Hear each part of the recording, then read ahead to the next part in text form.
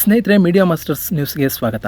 ಗೆಳೆಯರೆ, ರಾಜ್ಯದಲ್ಲಿ ಇಂಧನ ಹಾಗೂ ಹಾಲಿನ ಬೆಲೆ ಏರಿಕೆ ಗದ್ದಲದ ನಂತರ ಇದೀಗ ಜನಸಾಮಾನ್ಯರಿಗೆ ಸಂಬಂಧಪಟ್ಟ ಮತ್ತೊಂದು ವಿಷಯ ಬಹಳ ಚರ್ಚೆ ಆಗ್ತಾ ಇದೆ. ಬಡ ಕುಟುಂಬಗಳಿಗೆ ಸಹಾಯವಾಗಲಿ ಅಂತ ನೀಡುವ ಒಂದಷ್ಟು ಬಿಪಿಎಲ್ ಕಾರ್ಡ್ಗಳನ್ನ ರದ್ದು ಮಾಡೋದಕ್ಕೆ ರಾಜ್ಯ ಸರ್ಕಾರ ಮುಂದಾಗಿದೆ. ಹಾಗಿದ್ರೆ ಯಾರೆಲ್ಲರ ಬಿಪಿಎಲ್ ಕಾರ್ಡ್ಗಳು ರದ್ದಾಗಲಿವೆ? ಸರ್ಕಾರ ಈ ಕ್ರಮಗಳನ್ನ ಕೈಗೊಳ್ತಾ ಇರೋದಾದ್ರೂ ಯಾಕೆ? ಬಿಪಿಎಲ್ ಕಾರ್ಡ್ಗೆ ಯಾರು ಅರ್ಹರು ಹಾಗೂ ಯಾರು ಅನರ್ಹರು ಅನ್ನೋದ್ರ ಬಗ್ಗೆ ಒಂದಷ್ಟು ಮಾಹಿತಿಯನ್ನ ನಾವಿಲ್ಲಿ ನೋಡೋಣ.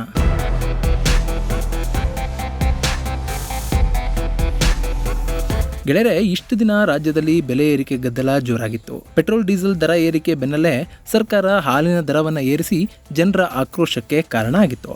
ಕಾಂಗ್ರೆಸ್ ಪಕ್ಷ ಚುನಾವಣೆ ಸಂದರ್ಭದಲ್ಲಿ ಕೊಟ್ಟ ಆಶ್ವಾಸನೆಯಂತೆ 5 ಗ್ಯಾರಂಟಿಗಳನ್ನ ಈಡೇರಿಸುವುದಕ್ಕೆ ಈ ರೀತಿ ಬೆಲೆಗಳನ್ನ ಏರಿಸ್ತಾ ಇದೆ ಅಂತ ಜನ ಆಕ್ರೋಶವನ್ನು ವ್ಯಕ್ತಪಡಿಸಿದ್ರು. ಇದಾದ ಕೆಲವೇ ದಿನಗಳಲ್ಲಿ ಸರ್ಕಾರ ಮತ್ತೊಂದು ಮಹತ್ವದ ನಿರ್ಧಾರ ತಗೊಳ್ಳೋದಕ್ಕೆ ಮುಂದಾಗ್ತಾ ಇದೆ. ಇತ್ತೀಚೆಗೆ ಸಿಎಂ ಸಿದ್ದರಾಮಯ್ಯ ನೇತೃತ್ವದಲ್ಲಿ ಸತತ 2 ದಿನಗಳ ಕಾಲ ಜಿಲ್ಲಾಧಿಕಾರಿಗಳು ಹಾಗೂ ಜಿಲ್ಲಾ ಪಂಚಾಯತ್ ಮುಖ್ಯ ಕಾರ್ಯನಿರ್ವಹಣಾಧಿಕಾರಿಗಳ ಜೊತೆ ಸಭೆ ನಡೆದಿದೆ. ಈ ಸಭೆಯಲ್ಲಿ ಸಾಕಷ್ಟು ವಿಷಯಗಳ ಬಗ್ಗೆ ಚರ್ಚೆ ಆಗಿದೆ. ಅದರಲ್ಲಿ ಪ್ರಮುಖವಾಗಿ ಬಿಪಿಎಲ್ ಕಾರ್ಡ್ಗಳ ಕುರಿತು ಮಹತ್ವದ ಚರ್ಚೆ ನಡೆದಿದೆ. ಸಭೆಯಲ್ಲಿ ಸಿಎಂ ಸಿದ್ದರಾಮಯ್ಯ ರಾಜ್ಯದಲ್ಲಿನ ಬಿಪಿಎಲ್ ಕಾರ್ಡ್ಗಳ ಸಂಖ್ಯೆ ಬಗ್ಗೆ ಆತಂಕವನ್ನ ವ್ಯಕ್ತಪಡಿಸಿದ್ದಾರೆ ಅಂತ ಹೇಳಲಾಗ್ತಾ ಇದೆ.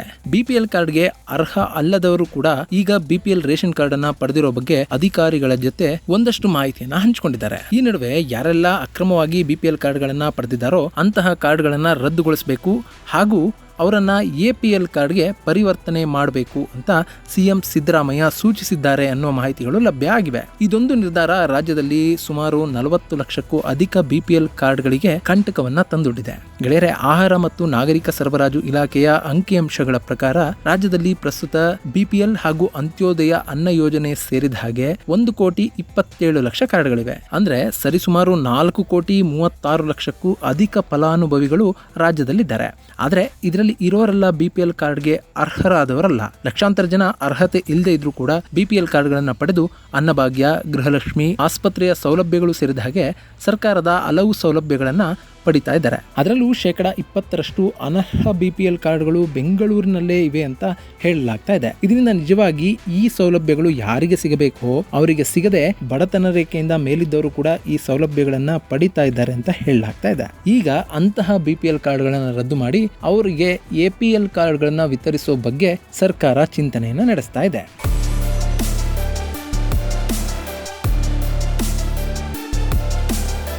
ಇನ್ನು ರಾಜ್ಯದಲ್ಲಿ ಬಿಪಿಎಲ್ ಅಂದ್ರೆ ಬಿಲೋ ಪಾವರ್ಟಿ ಲೈನ್, ಬಡತನ ರೇಖೆಗಿಂತ ಕೆಳಗಿರುವ ಪ್ರಮಾಣವನ್ನ ನೋಡಿದ್ರೆ ನೀತಿ ಆಯೋಗದ ಪ್ರಕಾರ ಪ್ರಸ್ತುತ ರಾಜ್ಯದಲ್ಲಿ 5.67% ಜನ ಬಡತನ ರೇಖೆಗಿಂತ ಕೆಳಗಿರಬೇಕು. ಆದ್ರೆ ಬಿಪಿಎಲ್ ಕಾರ್ಡ್ಗಳ ಸಂಖ್ಯೆಯನ್ನ ಆಧರಿಸಿ ನೋಡಿದ್ರೆ ಈ ಪ್ರಮಾಣ ರಾಜ್ಯದ ಜನಸಂಖ್ಯೆಯ 80% ಅಂದ್ರೆ ರಾಜ್ಯದಲ್ಲಿ 1.27 ಕೋಟಿಗೂ ಅಧಿಕ ಕುಟುಂಬಗಳ ಬಳಿ ಸದ್ಯಕ್ಕೆ ಬಿಪಿಎಲ್ ಕಾರ್ಡ್ ಇದೆ. ಅಲ್ಲದೆ ಹೊಸ ಕಾರ್ಡ್ಗಳಿಗಾಗಿ ಸರಿಸುಮಾರು 2.95 ಲಕ್ಷ ಅರ್ಜಿಗಳು ಬಂದಿದ್ದು ಅವು ಇನ್ನೂ ಕೂಡ ವಿಲೇವಾರಿಯಾಗಬೇಕಾಗಿದೆ. ಸೊ ಹೆಚ್ಚಿನ ಜನರು ಸುಳ್ಳು ದಾಖಲೆಯನ್ನು ಒದಗಿಸಿ ಬಿಪಿಎಲ್ ಕಾರ್ಡ್ಗಳನ್ನ ಪಡಿತಾ ಇದ್ದಾರೆ ಅನ್ನೋದು ತಿಳಿದು ಬಂದಿದೆ. ಹೀಗಾಗಿ ಕೇವಲ ಅರ್ಹರಿಗೆ ಮಾತ್ರ ಬಿಪಿಎಲ್ ಕಾರ್ಡ್ಗಳನ್ನ ಒದಗಿಸಬೇಕು ಅಂತ ಸಿಎಂ ಸಿದ್ದರಾಮಯ್ಯ ಅಧಿಕಾರಿಗಳಿಗೆ ಸೂಚನೆಯನ್ನು ಕೊಟ್ಟಿದ್ದಾರೆ. ಇದರ ಬೆನ್ನಲ್ಲೇ ಆಹಾರ ಮತ್ತು ನಾಗರಿಕ ಸರಬರಾಜು ಇಲಾಖೆ ಅಧಿಕಾರಿಗಳು ಈ ನಿಟ್ಟಿನಲ್ಲಿ ತಮ್ಮ ಕೆಲಸವನ್ನು ಕೂಡ ಆರಂಭ ಮಾಡಿದ್ದಾರೆ.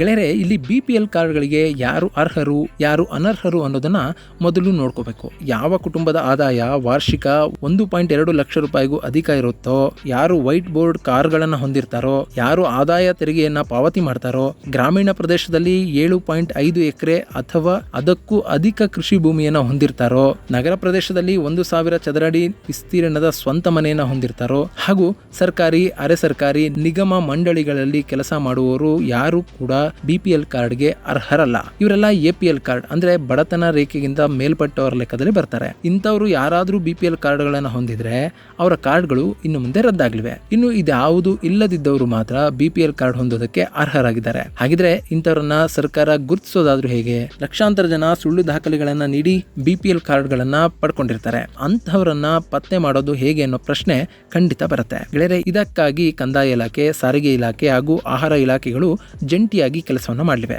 ಅಂದ್ರೆ BPL ಕಾರ್ಡ್ ಹೊಂದಿರುವವರ ಲಿಸ್ಟ್ ಅನ್ನ ಈ ಎಲ್ಲಾ ಇಲಾಖೆಗಳಿಗೂ ಕೂಡ ಕಳಿಸಲಾಗುತ್ತೆ. ಇದರ ಜೊತೆಗೆ ಆದಾಯ ತೆರಿಗೆ ಇಲಾಖೆಯ ಸಹಾಯವನ್ನು ಕೂಡ ಇಲ್ಲಿ ಪಡೆದುಕೊಳ್ಳಲಾಗುತ್ತೆ. ಸೊ BPL ಕಾರ್ಡುದಾರರ ಹೆಸರಲ್ಲಿ ವಾಹನಗಳು ಇವೆಯಾ ಅಂತ ಸಾರಿಗೆ ಇಲಾಖೆ ಪರೀಕ್ಷಿಸಿ ಮಾಹಿತಿಯನ್ನ ಕೊಡುತ್ತೆ. ಇದೇ ವೇಳೆ BPL ಫಲಾನುಭವಿಗಳ ಹೆಸರಲ್ಲಿ ಭೂಮಿ ಎಷ್ಟಿದೆ ಅನ್ನೋದರ ಲೆಕ್ಕವನ್ನ ಕಂದಾಯ ಇಲಾಖೆ ಕೊಡಲಿದೆ.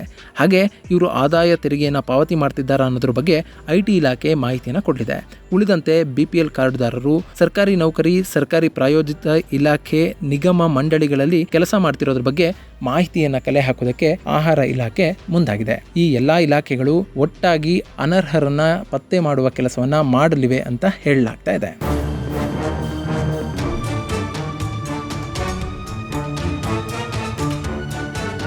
ಸ್ನೇಹಿತರೆ, ಇಲ್ಲಿ BPL ಕಾರ್ಡ್ಗೆ ಯಾಕಿಷ್ಟು ಬೇಡಿಕೆ? ರಾಜ್ಯದಲ್ಲಿ BPL ಕಾರ್ಡ್ಗಳ ಸಂಖ್ಯೆ ಹೆಚ್ಚಾಗೋದಕ್ಕೆ ಏನು ಕಾರಣ ಅನ್ನೋ ಪ್ರಶ್ನೆ ಮತ್ತೊಮ್ಮೆ ಕಡದೇ ಇರುವುದಿಲ್ಲ. ಜನರು ಸರ್ಕಾರ ಉಚಿತವಾಗಿ ಕೊಡುವ ಅನ್ನಭಾಗ್ಯ ಯೋಜನೆ, ಗೃಹಲಕ್ಷ್ಮಿ ಯೋಜನೆ ಹಾಗೂ ಆಹಾರ ಮತ್ತು ನಾಗರಿಕ ಸರಬರಾಜು ಇಲಾಖೆಯ ಯೋಜನೆಗಳನ್ನು ಪಡೆಯೋದಕ್ಕೆ ಮಾತ್ರ BPL ಕಾರ್ಡ್ಗಳ ಮೊರೆ ಹೋಗ್ತಿಲ್ಲ. ಬದಲಾಗಿ ಹೆಚ್ಚು ಜನ BPL ಕಾರ್ಡ್ಗಳ ಮೊರೆ ಹೋಗ್ತಾ ಇರೋದು ದುಬಾರಿ ವೆಚ್ಚದ ಆರೋಗ್ಯ ಸೇವೆ ಹಾಗೂ ಕೃಷಿ ಸಂಬಂಧಿತ ಯೋಜನೆಗಳು ಮತ್ತು ವಸತಿ ಯೋಜನೆಗಳಂತಹ ಸರ್ಕಾರಿ ಸೌಲಭ್ಯಗಳಿಗಾಗಿ. BPL ಕಾರ್ಡ್ ಇದ್ರೆ ಮಾರಣಾಂತಿಕ ಕಾಯಿಲೆಗಳಾದ ಕ್ಯಾನ್ಸರ್, ಕಿಡ್ನಿ ಸಮಸ್ಯೆಗಳು, ಹೃದಯಕ್ಕೆ ಸಂಬಂಧಿಸಿದ ಗಂಭೀರ ಕಾಯಿಲೆಗಳು ಸೇರಿದ ಹಾಗೆ ಸಾಕಷ್ಟು ಕಾಯಿಲೆಗಳಿಗೆ ಕೆಲ ಆಸ್ಪತ್ರೆಗಳಲ್ಲಿ ರಿಯಾಯಿತಿ ದರದಲ್ಲಿ ಚಿಕಿತ್ಸೆ ಲಭ್ಯ ಆಗುತ್ತೆ. ಇನ್ನು ಕೆಲವು ಕಡೆಗಳಲ್ಲಿ ಉಚಿತವಾಗಿ ಕೂಡ ಬಡವರಿಗೆ ಚಿಕಿತ್ಸೆಯನ್ನು ಕೊಡಲಾಗುತ್ತೆ. ಇದು ಕೇವಲ ಬಡವರಿಗಲ್ಲದೆ ಮಧ್ಯಮ ವರ್ಗದವರಿಗೂ ಕೂಡ ಸಹಾಯಕ ಆಗ್ತಾ ಇದೆ. ಹೀಗಾಗಿ ಈ ಪ್ರಯೋಜನವನ್ನು ಪಡೆಯೋಕೆ ಸುಳ್ಳು ದಾಖಲೆ, ಸುಳ್ಳು ಆದಾಯ ಪತ್ರ ಸಲ್ಲಿಸಿ ಲಕ್ಷಾಂತರ ಜನ BPL ಕಾರ್ಡ್ಗಳನ್ನು ಪಡೆದಿದ್ದಾರೆ ಹಾಗೂ ಕೆಲವರು ಇದಕ್ಕೆ ಅರ್ಜಿ ಸಲ್ಲಿಸ್ತಾ ಇದ್ದಾರೆ ಅಂತ ಹೇಳಲಾಗ್ತಾ ಇದೆ. ಇದರ ಜೊತೆಗೆ ಒಂದೇ ಮನೆಯಲ್ಲಿರುವ 2-3 ವಿವಾಹಿತ ಸಹೋದರರು ಕೂಡ ಪ್ರತ್ಯೇಕ BPL ಕಾರ್ಡ್ಗಳನ್ನು ಪಡೆದಿರೋ ಪ್ರಕರಣಗಳು ಕೂಡ ಹೆಚ್ಚಾಗ್ತಾ ಇವೆ ಅಂತ ಹೇಳಲಾಗ್ತಾ ಇದೆ. ಹೀಗಾಗಿನೇ ಇಂತಹ ಕಾರ್ಡ್ಗಳನ್ನು ಗುರುತಿಸಿ ಅವುಗಳನ್ನು ಅಮಾನ್ಯ ಮಾಡೋದಕ್ಕೆ ಸರ್ಕಾರ ಮುಂದಾಗ್ತಾ ಇದೆ. ಗೆಳೆಯರೇ, ಇಲ್ಲಿ ಸರ್ಕಾರ ಮಾಡೋದಕ್ಕೆ ಹೊರಟಿರೋದು ತುಂಬ ಒಳ್ಳೆ ಕೆಲಸನೇ. ಆದರೆ ಇದು ಎಷ್ಟರ ಮಟ್ಟಿಗೆ ಜಾರಿಗೆ ಬರುತ್ತೆ ಅನ್ನೋದು ಮಾತ್ರ ನಿಜಕ್ಕೂ ಕುತೂಹಲವನ್ನು ಉಂಟು ಮಾಡದೇ ಇರೋದಿಲ್ಲ. ಇದು ಗೆಳೆಯರೇ, BPL ಕಾರ್ಡ್ಗಳನ್ನು ರದ್ದು ಮಾಡೋದಕ್ಕೆ ಸರ್ಕಾರ ಮುಂದಡಿ ಇಟ್ಟಿರುವ ಬಗ್ಗೆ ಒಂದಷ್ಟು ಮಾಹಿತಿ. ಮುಂದಿನ ವಿಡಿಯೋದಲ್ಲಿ ಮತ್ತೊಂದು ವಿಶೇಷವನ್ನು ನಿಮ್ಮ ಮುಂದಿಡ್ತೀನಿ. ಅಲ್ಲಿವರೆಗೂ ನಮಸ್ಕಾರ.